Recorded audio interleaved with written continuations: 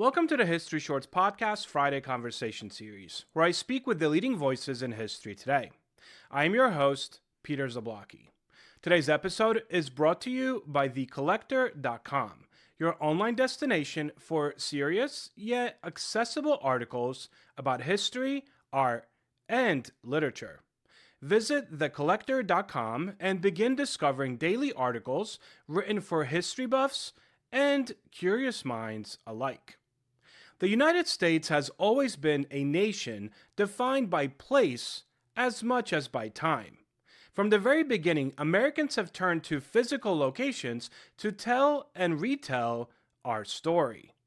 Think of Independence Hall in Philadelphia, for example, where the Declaration of Independence, as well as the Constitution, were debated and signed. Or the battlefields of Gettysburg and the Alamo, where sacrifice and heroism became the cornerstones of national identity. These sites aren't just relics, they're living arenas where history is performed, preserved, and contested. Over the centuries, the way we commemorate the past has evolved dramatically, however. In recent decades, especially since 2010, these places have become flashpoints in fierce national conversations about memory as well as identity. Cities grappled with questions like who gets honored in public space, whose history is told, and whose is erased. Should we remove, explain, or add counter-narratives to all these sites? This tension has only grown as America approaches its Semiquincentennial, or the 250th anniversary of the Declaration of Independence in 2026. It is a milestone that invites celebration of enduring ideals such as liberty and equality, while forcing honest confrontation with the nation's contradictions. In this moment, public history, experienced at museums, reenactments, roadside attractions, and even theme parks, has become one of the most vivid ways that we argue about who we are, what we've done, and where we are headed. Few historians are better equipped to guide us through this landscape than today's guest on the History Shorts. Beverly Gage is a professor of 20th century American history at Yale University and one of the most acclaimed voices in that field today. Her previous book, G-Man, J. Edgar Hoover, and the Making of the American Century, had won the Pulitzer Prize for Biography in 2023, among many other awards. Now, in her bold new work, This Land is Your Land, a road trip through U.S. history, Beverly takes us on the ultimate American journey, you might say. She crisscrosses the country to explore 13 pivotal sites, from the birth of the nation in Philadelphia to the Alamo, a nuclear silo in the West, Disneyland's opening day dreams, and even more unexpected corners. Along the way, she examines how these places, museums, historic landmarks, tourist spots, and reenactments shape our understanding of the past, reveal the nation's contradictions, and help us grapple with who we are today. It is a fresh, witty, and deeply insightful take on American memory, inspired in part by Woody Guthrie's anthem that both celebrates and questions the land that we share. Beverly Gage joins us today to talk about her road trip, the surprises that she encountered, and what these places tell us about America's past, and perhaps its future.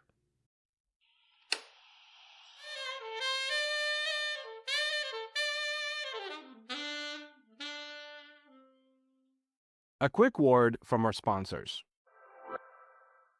Well, Beverly, welcome to the show. Thanks, Peter. So I have to start with this question. What inspired you to frame American history as a literal road trip, as opposed to the more traditional, narrative, or thematic narrative in a sense? I was looking ahead to 2026 a few years ago, and I knew that it was going to be the 250th anniversary of the Declaration of Independence.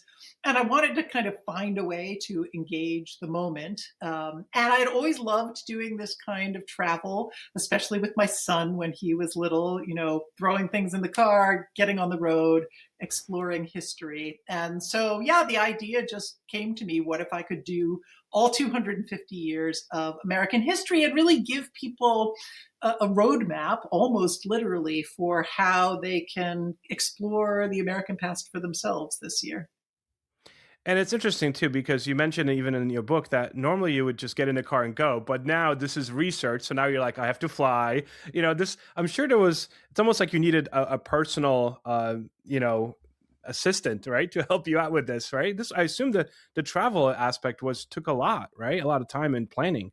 It did. I did most of the traveling in 2023 and the first half of 2024. And yeah, I learned to make very tight itineraries for myself. And parts of it were really fun. And I think the book has hopefully a fun spirit in the end. But of course, if you're out there by yourself doing this, it is also a bit of a slog sometimes. And I was carrying my voice recorder and my camera and my notebook and taking photos of every single plaque in every single museum, so Yes. that I could come back and actually process all of the information. So it was a combination of work and Yeah. pleasure. So this is kind of a not history question here, but how do you feel about continental breakfast? Was that like a go-to when you were booking these hotels where you're like, this has to have a continental breakfast, or did you get to the point when you're like, okay, I'm done with continental breakfast?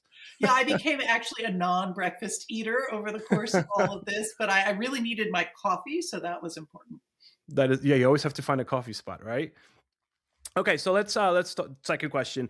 How did the physical act of traveling to these places um, kind of change your understanding of the stories that these places tell, as opposed to just reading about them in a book?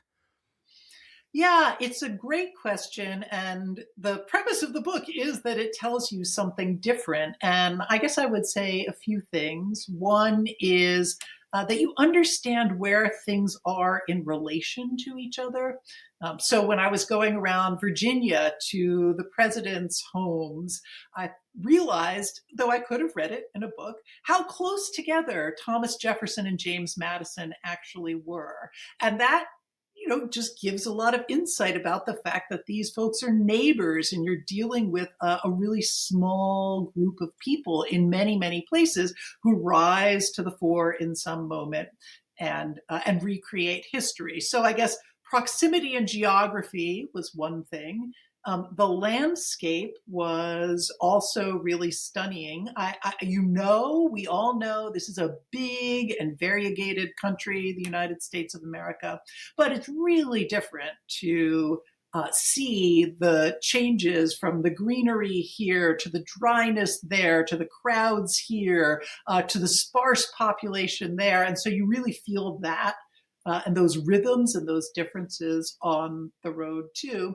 And then there were some places where going there helped me understand some of the challenges that historical actors faced. One that really stands out to me was going to Manzanar in Eastern California, which had been a Japanese internment camp and is now a national park site.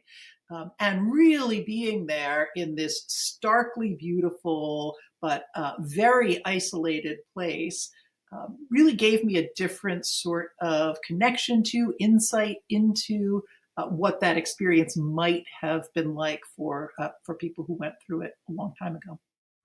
And I'm sure you got to meet a lot of really interesting, awesome people that are passionate about what they do, especially at these national historic parks, because they don't always get the person that's genuinely interested. Like I know whenever I go and I start asking questions, and my kids are always like, "Ugh," they walk in the opposite direction. But they get excited that someone is excited about the topic that is their life passion, and I'm sure you witnessed that as well, correct?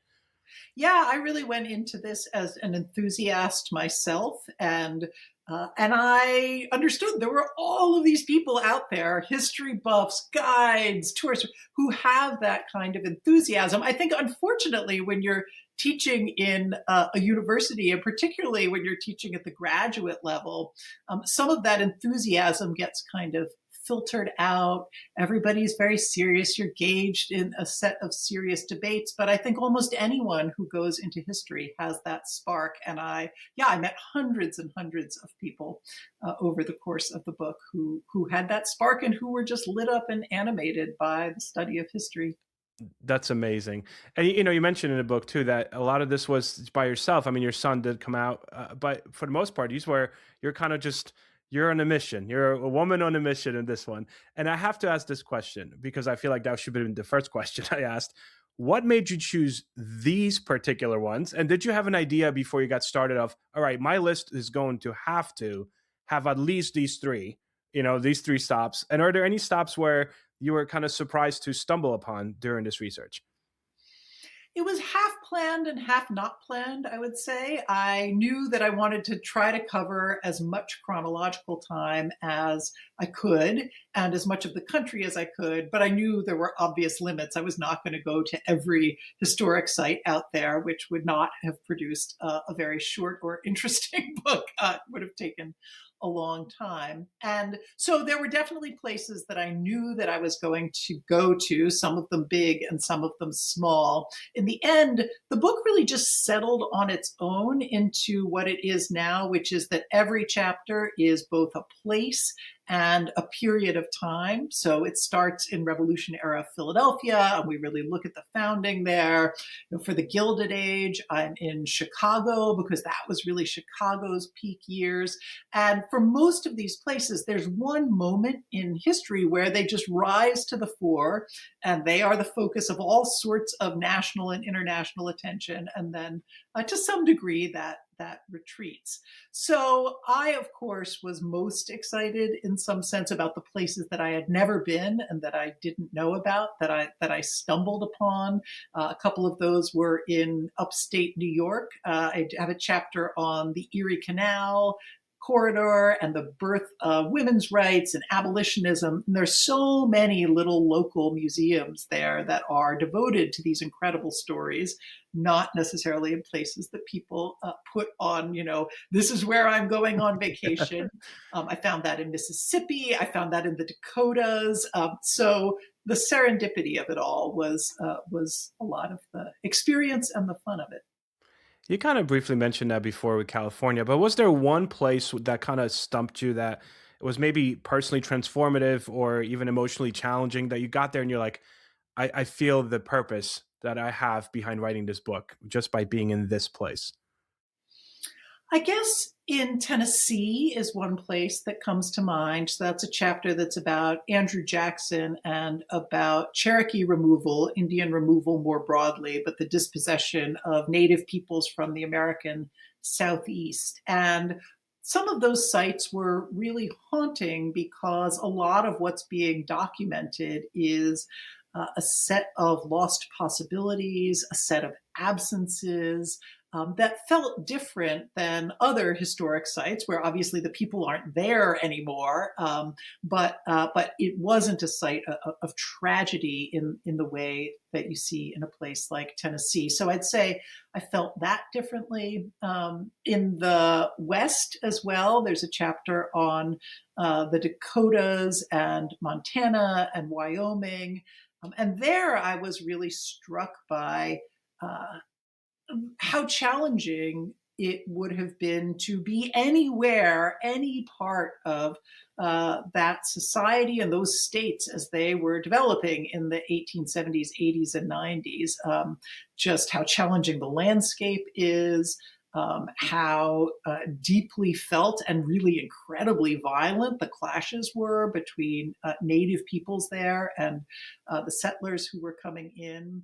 And then there were other places where I just thought, wow, this is just a wild and wacky country. I think one of my favorite, most amusing stops was at Independence Hall in Orange County, California, which was a replica of Independence Hall built in the 1960s by an entrepreneur named Walter Knott as a tourist attraction. But also, he was very worried that the country was in decline and people weren't patriotic enough anymore. So it was just very funny to be standing there in Orange County at Independence Hall. So the book really goes from Independence Hall, Philadelphia, to Independence That's so Hall, funny. Orange County. So I'd say I had both deep experiences, emotional experiences, and historical experiences in that sense. But then there was also just a lot of really funny and amusing and quirky stuff that made me Yeah, wow. appreciate this entrepreneurial spirit and the way it's shaped history. It's America. You can't make this stuff up.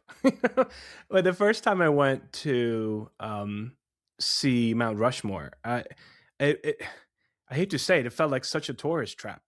Like I get there and I was like, oh, okay. And like also it felt that like these faces were smaller than you imagine when you see That's them what on everyone TV. says. They look much smaller in They the. totally do. Yes. I got there and I was like, oh, okay.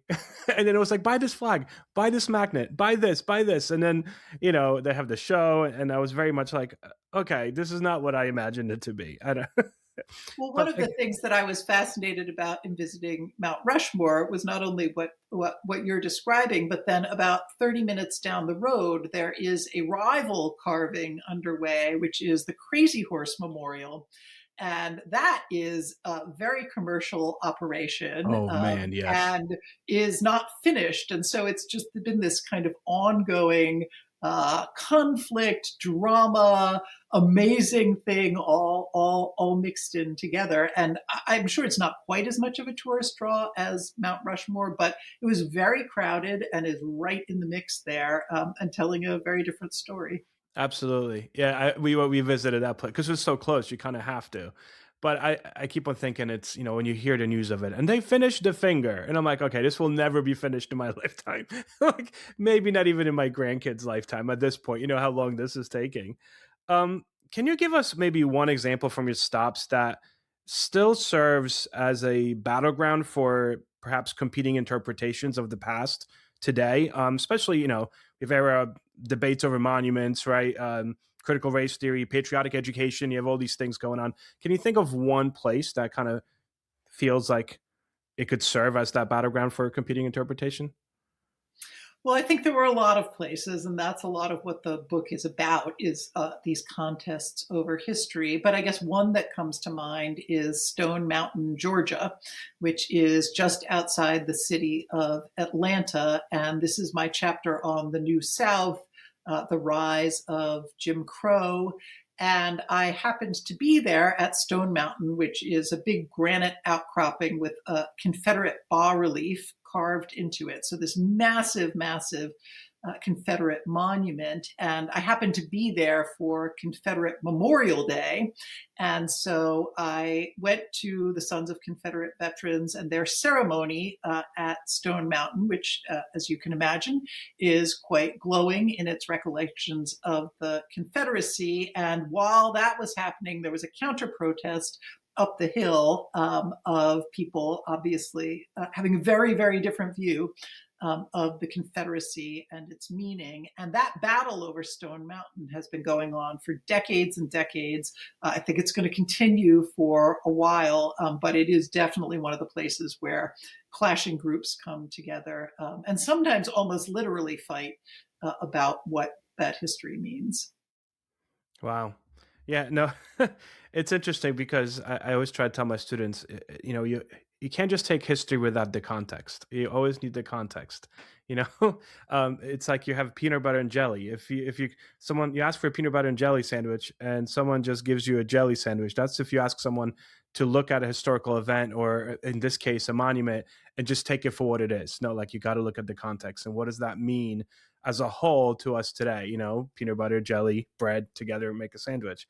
Right. Weird And analogy, Stone but Mountain, as with many monuments and museums, there's the thing itself, but then there is the set of impulses and moments that produced it. So one of the interesting things for me was not only to see these places and the history that they're telling, but then to see the historical moments in which they were created and the purpose for which they were created. And in absolutely. Stone Mountain didn't actually get finished till about 1970 or so.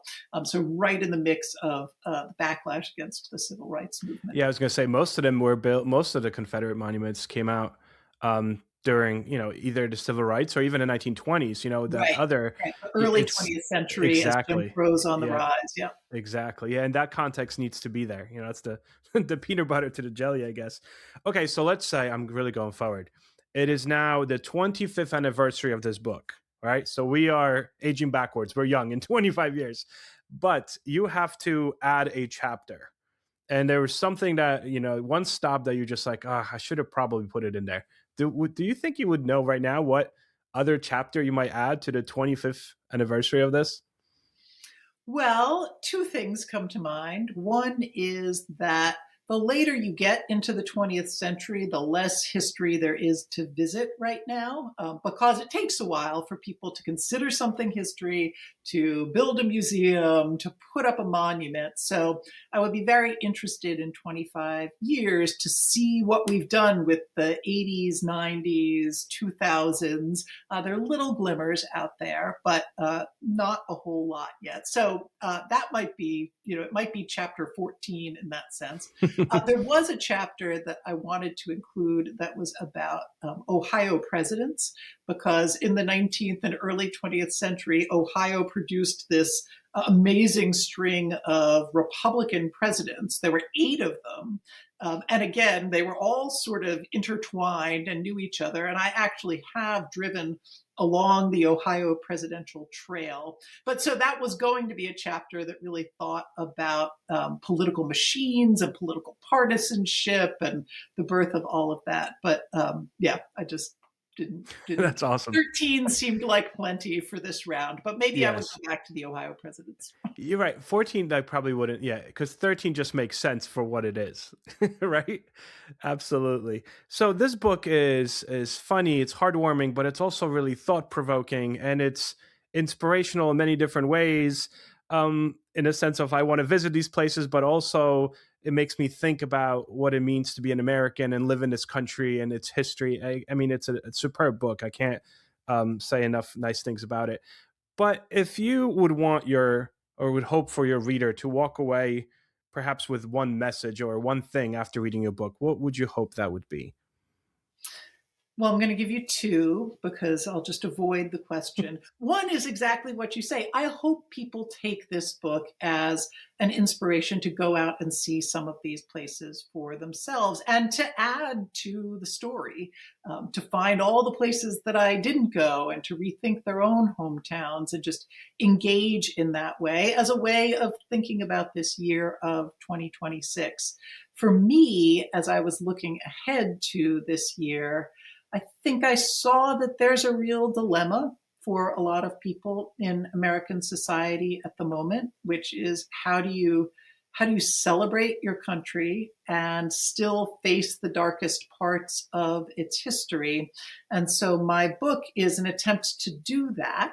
And the way that I did it was through this, but I think people need to find a way to put both of those pieces together, because I think we're in a moment where our historical discourse tends to go in one of 2 directions. It's either, wow, I'm a patriot, everything was great, all of these orders coming down from on high to stop talking about the negative parts of American history. And then I think there's a powerful impulse on the other side to say, ugh, America, I'm done with it, worthless, there's Yeah. nothing there. And I don't think either one of those is true to what's interesting about either this country or just history itself, which is more nuanced and more complicated and weirder and darker and more fun than all of that. Absolutely. So I asked a variation of this question. And this idea I actually got, we're in throngs of going different acceptance students weekends with my son. And University of Miami has a course that's called Books That Matter. And every semester there's 3 books they read. And every semester there's 3 new books. So you could take that class literally every semester if you want. If you are given a chance to submit a book, so this doesn't have to be the best book you've ever read, but if you're given a chance to submit a book to a class called Books That Matter for 1 term, 1 semester, can you think of a book that you would submit? Well, I had to do something of this exercise myself, actually, last semester at Yale. I teamed up with a couple of other historians here, Joanne Freeman, who teaches the American Revolution and the early Republic, and David Blight, who teaches the 19th century and the Civil War. And we decided that we were going to teach all of American history in 1 semester as a team taught enterprise. So that meant I got the Awesome. 20th century, and I had to pick 4 books that would be, as a whole, meaningful in the 20th century. So I can tell you what those Absolutely. four. This is fascinating. I want to take that class. So we recorded it. It is Oh, up that's awesome. online. People can What? look at it. So all the Perfect. lectures, and we did a weekly podcast together, actually, Love it. where Love it. we assigned each other to do each other's readings, and we talked about That's them. And awesome. so That's it was a awesome. pretty fun model. It was open to the community as well as to Yale undergrads. So there were, 700 to 800 people there That every is lecture, amazing. and it was a lot of fun. So what did I settle on? We only did primary documents, and I got 4. So one was a memoir called The Promised Land by a woman named Mary Anton. It's a coming of age story of a Russian Jewish immigrant who came here in the late 19th century, settled in Boston. It used to be a kind of classic of American civics education. People don't read it anymore, but it was a trial run there. We read Walter Lippmann's book, Public Opinion, which is Yeah. about the rise of fake news in the early Yeah. 20th century and kind of grappling with how a democracy processes information. Seemed to have some relevance in our moment. We read Friedrich Hayek's The Road to Serfdom, which is a kind of conservative classic that is all about the dangers of socialism and big government. And then we read Bayard Rustin's Strategies for Freedom, which was sort of his, I think that's the one. I think I'm getting the title right. At any rate, it was one of Bayard Rustin's books, and it was all about kind of an overview of the civil rights movement and what had gone right and what had gone wrong. So that's how I That is got through the 20th century. We also got to watch some movies, so they sort of filled in something else. We also got to watch some movies. That's awesome. I mean, how do your students react to or respond to reading older primary documents? For because mine really, I have a lot of. Well, if I don't understand something, can I turn to Chat GPT? And it's like, well, yes, but no. You know what I mean? It's tricky because I tell my students use it as a tool, use it as something to help you, but don't let it interpret things for you. Don't let it take away your creativity. But at the same time, if they're reading an older text, and 20th century might even for them is older now, but if I have them read like a 1700s or 1600s even text, you kind of almost don't want to blame them for getting some help. But I'm also worried that it's going to tell them what they should feel or get out of that sentence. Do you have that dilemma with your students? Sure, I think that's one of the big dilemmas of history teaching. How do you make the past accessible and immediate, but without making it too distant or too strange? And so, yeah, I think students had a variety of experiences with this, right? The history majors have some practice in it, and it's kind of a skill, and they Yeah. often have a sense of what questions to ask. Others who are coming in cold may have found it to be a sort of strange or enlightening experience. I guess I, as an undergrad, always loved the primary texts, and so that's part of why we constructed the course that way. And of course, in other parts of the class, they read the Federalist Papers and Of Huckleberry Finn, course. Frederick Douglass. Yes. So it did have a little bit of a greatest hits quality to it. Yeah. But the interesting thing is that the 20th century doesn't really have its greatest hits yet. It doesn't Yeah. have its canon yet, in the way that it's much more obvious in some ways for earlier periods. Wow. That's awesome. I can't wait to check this out.